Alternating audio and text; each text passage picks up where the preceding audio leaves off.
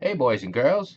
Today we're going to read What About Moose by Corey Rosen Schwartz and Rebecca J. Gomez and illustrated by Yamaguchi. Yamaguchi. Here we go.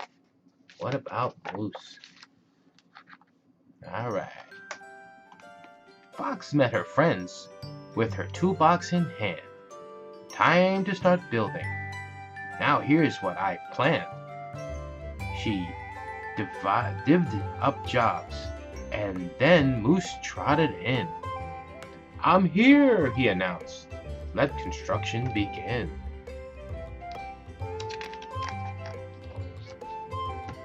He put on a hard hat and said, "Let's get to it. I'll be the foreman. I know how to do it." "Now hold on," said Fox. "Let's work as a team. We need you to help with that big, heavy beam."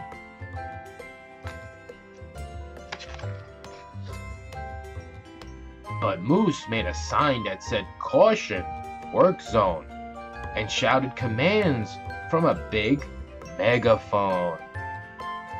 "Bear, crank that handle. Crank the handle to tighten that brace. Toad, keep on sanding, but pick up the pace." "But what about you, Moose?" Toad asked with concern. "I'm overseeing," said Moose, looking stern. He spotted and jotted down all imperfections while marching around doing careful inspections. "Skunk, put your back into lifting those poles. Porcupine, watch it, you're poking small holes." He spouted and shouted all kinds of advice. "Measure correctly, we must be precise." "But what about you, Moose?" Fox asked with a glare. "You're tromping about, but not doing your share." Moose wiped his forehead. "I've worked up a sweat. Being in charge is the toughest job yet."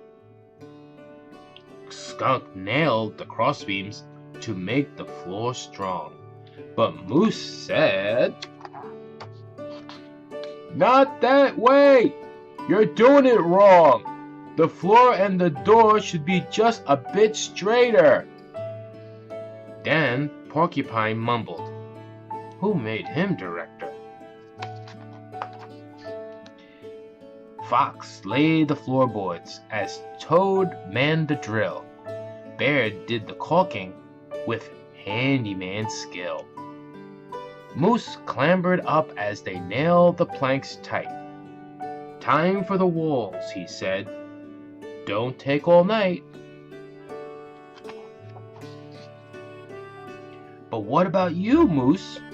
You're in the way." "Nonsense," said Moose. "Just do as I say." A clunkety-plunk. One wall was complete. "Perfect," said Moose. "But watch out for my feet." The walls all went up as they hefted and pounded and built around Moose until he was surrounded. "Get ready! Now, steady! Now listen to me! Lift up the roof when I count 1, 2, 3. "But what about you, Moose?" the friends said as one. Moose said, "No questions. Our work's almost done. Don't worry, just hurry and set it on top." They put it in place with a loud banging. Plop.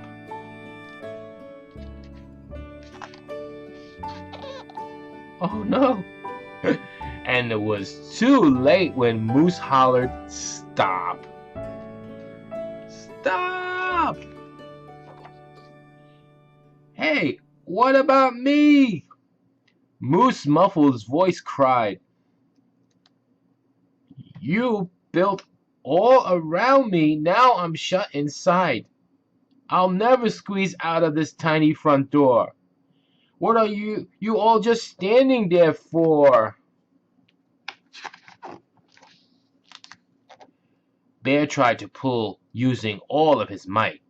It's hopeless, cried Moose. This doorway's too tight. He groaned and he grumbled.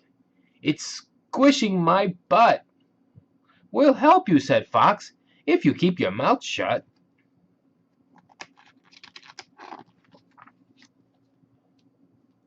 So here's my idea, and they all huddled near, plotting and planning so Moose couldn't hear.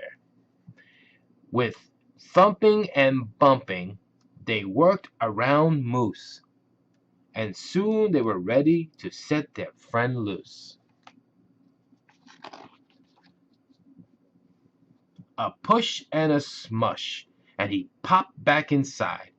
Oh, wow, a trap door. He zipped down the slide. Then Fox named a game that the friends could all play.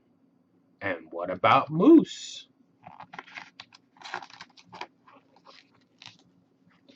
He played it their way. Follow the leader. The end.